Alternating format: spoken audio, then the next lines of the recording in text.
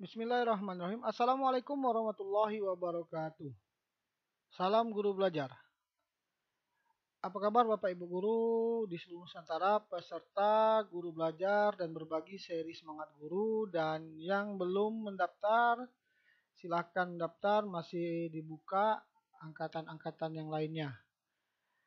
Baiklah, video saya kali ini tentang materi dan kuis pembelajaran 3 asinkronus, creativity, konten, dan teknik penceritaan. Selamat datang dan terima kasih sudah berkunjung ke channel kami. Tonton dahulu, jangan lupa like, share, subscribe, dan komentar Anda.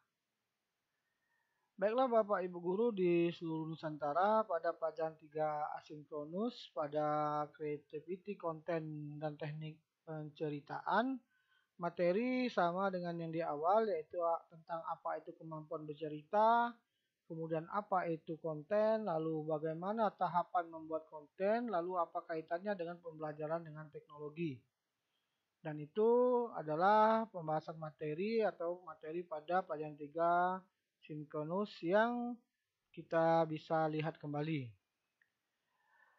Baiklah, pada awal atau kuis penilaian tengah pelajaran 3 ini dimulai dengan soal-soal kuis yang terdiri atas 5 soal dan kemudian dilanjutkan dengan materi atau pelajaran mandiri dan tugas mandiri setelah dan kuis akhir.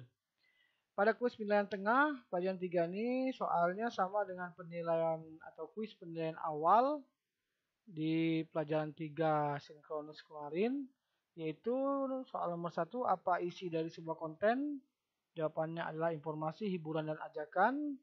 Lalu di antara di bawah ini, mana tahapan pertama untuk membuat konten? Yang pertama yaitu pasti membuat rencana. Yang ketiga di bawah ini yang termasuk 3 komponen utama yang perlu diperhatikan pada saat membuat rencana, yaitu mengerti persis apa masalahnya, kemudian mengerti persis apa solusi yang paling tepat, dan mengerti persis pemirsanya. Jadi pilihan jawaban semua benar. Soal nomor 4, 3 kunci dalam eksekusi konten adalah impact, communication, dan persuasion.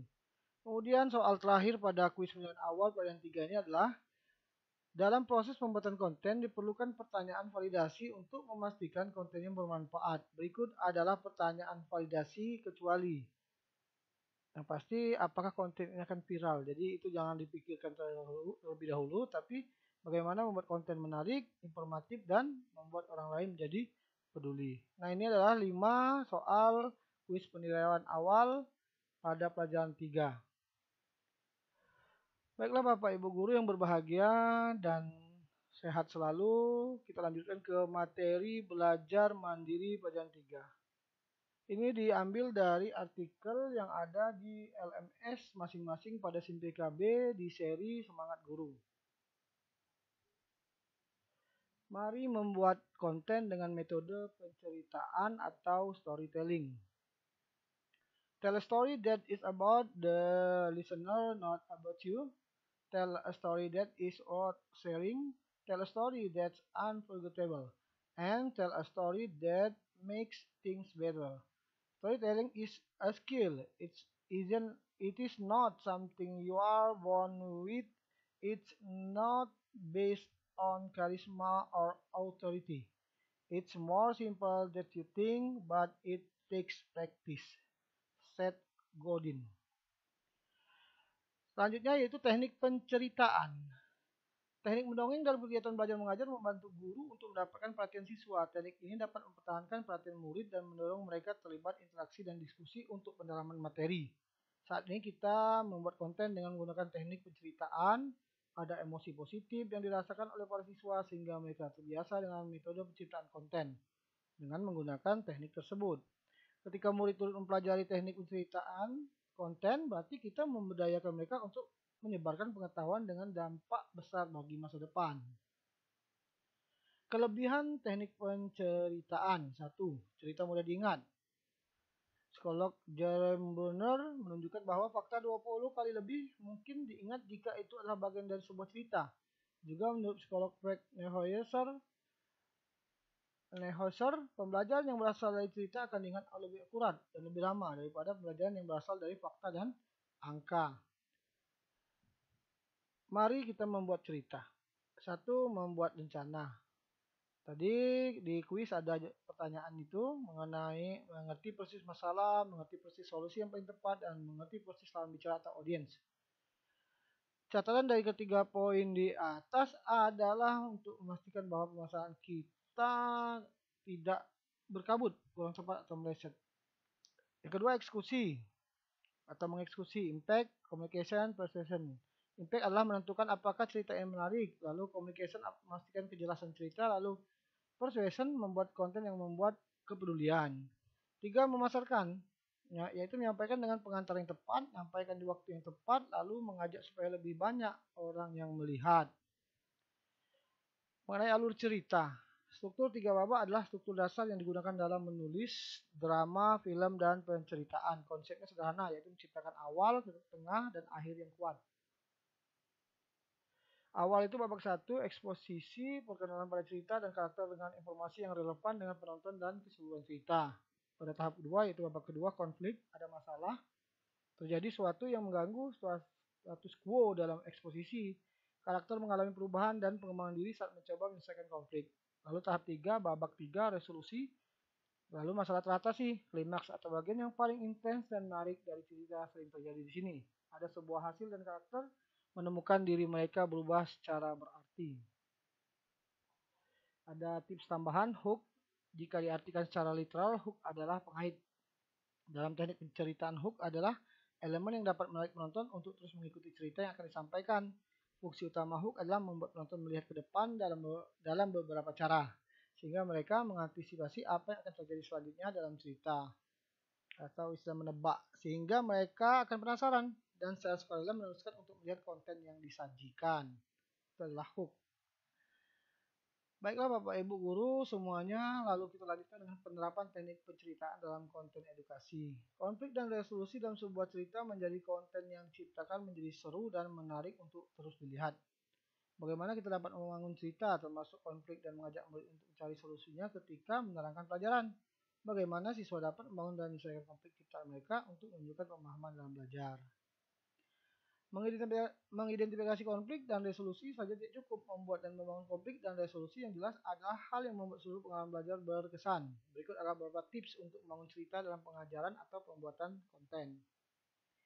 Yang pertama, ikat konflik dengan sesuatu yang siswa alami atau dapat simpati. Bantu mereka untuk melihat mengapa konflik itu begitu penting. Kemudian, biarkan konflik menggantung, bantu mereka melihat kegagalan dalam mencoba menyelesaikannya, sehingga urgensi mendapatkan solusi semakin intens. Konflik yang diselesaikan dengan cepat adalah kesempatan yang terbuang percuma dan tidak membuat siswa ikut berpikir dan berdiskusi. Lalu terakhir, ajaklah dan beri tantangan siswa membuat konten dengan intensitas yang sama. Bayangkan sebuah hari presentasi di mana para siswa membawa suasana yang menggetarkan seperti menonton sebuah pemutaran film seru. Baiklah, kita lanjut kepada latihan mandiri. Latihan mandiri pelajaran 3 membuat konten dengan teknik penceritaan. Ada catatan tentang latihan ini, bersifat pilihan, tidak dikumpulkan ke tim materi agar kita mempunyai pengalaman praktik perdana, dirancang untuk membantu kita mengikuti episode berikutnya. Instruksi tugas, buatlah sebuah konten video dengan teknik penceritaan yang ditujukan kepada murid Anda. Ketentuan video harus berisikan hook, babak 1, babak 2, dan babak 3, durasi maksimal 3-5 menit. Tidak perlu teknik video editing rumit, unggah ke sosial media Anda dengan tagar #belajar semangat guru. Nah, latihan mandiri ini masih dalam proses, saya masih mengumpulkan bahan yang tidak begitu bagus, tapi tidak begitu mungkin tidak begitu bagus, tapi bahan ini akan melibatkan siswa yang saya ajar. Jadi nanti akan saya buat di link YouTube dan kemudian akan saya bagikan juga nanti di channel saya ini. Baiklah, kita ke kuis penilaian akhir pelajaran 3, yaitu nomor 1, hook secara literal dapat diartikan sebagai pengait. Manakah dari pernyataan di bawah ini yang merupakan definisi dari struktur tiga babak, yaitu struktur dasar yang digunakan dalam menulis drama, film, dan penceritaan. Hal apa saja yang termasuk dalam struktur tiga babak? Resolusi. Apa saja kelebihan teknik penceritaan? Cerita mudah diingat. Nomor 5, siapa yang menunjukkan bahwa fakta 20 kali lebih mungkin diingat jika itu adalah bagian dari sebuah cerita? Jeremy Brunner. Soal nomor 6, apakah fungsi utama hook? Membuat penonton melihat ke depan dalam beberapa cara sehingga mereka akan penasaran supaya meneruskan untuk melihat konten yang disajikan.